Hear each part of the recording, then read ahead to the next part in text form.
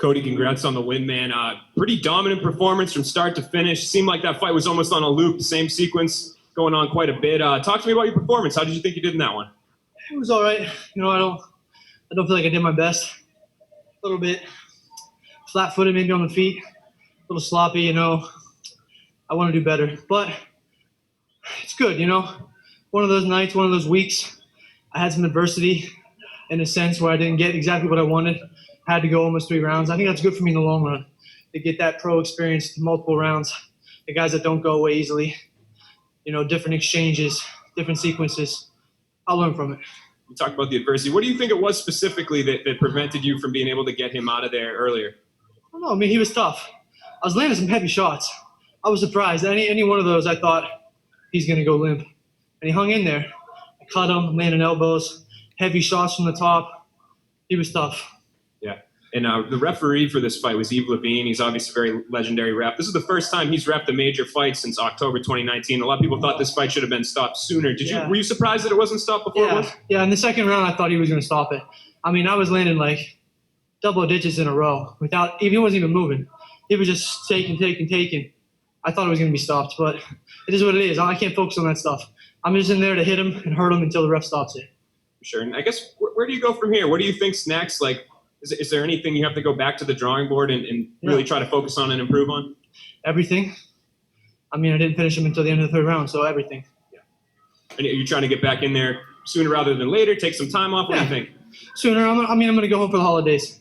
Spend some time with my family for Christmas and New Year's, and then I'll be back to the gym in January and right back to it. Thanks, man. Jim? Yeah, congratulations. You started off with going with using the kicks, trying to get some punches in, doing that. I know you want to be well-rounded. Was that just the mindset going in? Let me do things, and then you'll see when to use your wrestling? Yeah, I mean, I don't know. I'm just fighting. Whatever happens, happens. I'm in there to fight. When I feel good on the feet, I'm going to keep it on the feet. When I feel like, all right, let's mix it up a little bit, I'll take it to the ground. I don't have a set game plan. I just feel it out and go with the flow, you know. It's working out so far. In that first round, you saw the opening, and then you went for it. When you took him down, you had him down. Did you know, okay, I'm in control of this fight now. This is my fight. Or did it take a while? After the first takedown, I felt that, you know, it was very easy to get the takedown. I knew right there and then, okay, no matter what happens, I can always take him down. And he's not getting up either. You know, there was no threat of him getting up there once. So it makes it comfortable for me. You know, I know, like I said earlier, I control where the fight goes. And then what was it like having Mo in your corner and just what he was telling you and just following what he was saying? Yeah, Mo's the man. He's just got so much knowledge and experience in the sport. So when he tells me something, I listen, you know. He knows what's going on there. He sees everything. So I tried my very best to listen and execute what he was telling me to do. Keith? Cody, it's Keith Schillen from Sherdog. First of all, congratulations on the victory. I think you're being really hard on yourself because I thought you looked sensational tonight. And I was one of those guys on Twitter bashing the referee. I thought the stoppage was way too late. First of all, I want to bring up the stand-up. The broadcast team said that they thought it was pretty even. John McCarthy said it to you in the cage. I don't think it was even at all. I thought you were having your way with the stand-up. Do you agree with me, or do you feel like it was kind of even? I agree with you, man. He landed like two like baby jabs. They felt like baby jabs. They felt very light. 2 light ones that just kind of like, okay, he touched me. But I felt like I was landing those kind of punches where you don't feel it in your hands, which I think are the hard ones. I had a nice faint uppercut, a couple overhand rights, some good leg kicks. I knew they were hurting him. Some head kicks that he was just catching with one hand. I felt like I was beating him on the feet.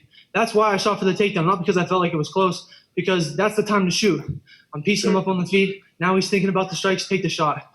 So, I don't know. I'll feel better when I watch it back probably, every time, even after sparring. Sure. I mean, I like I said, I agree with you. I thought you looked great on the feet.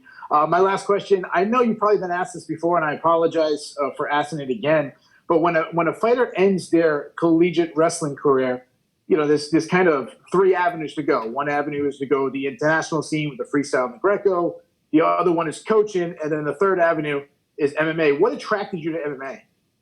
I've wanted to do MMA since I was like 13 or 14 years old. Like I've said before, I used to watch it growing up in my uncle's garage.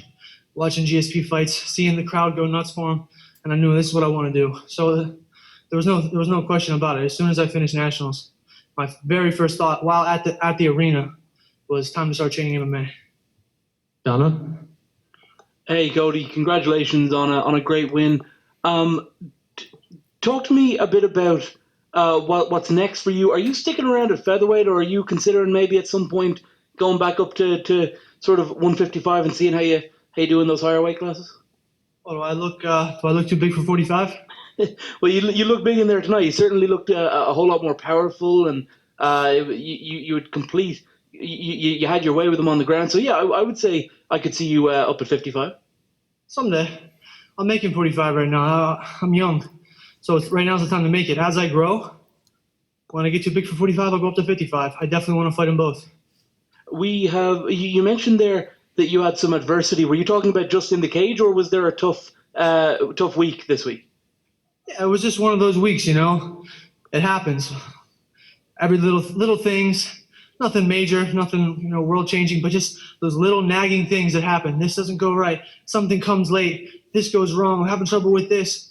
Whatever you think, the room's too cold, whatever it is, one of those weeks. But as it was happening, I said to myself, this is just preparing me for that world championship fight. When something crazy happens, I'll be ready. You know, it's just these little things that it's good for me to go through. The vaccine is here. It's just been approved. Are you hoping that the next fight you do, maybe no quarantine before it when you arrive at the hotel? That'd be amazing. We'll see what happens. John Eric?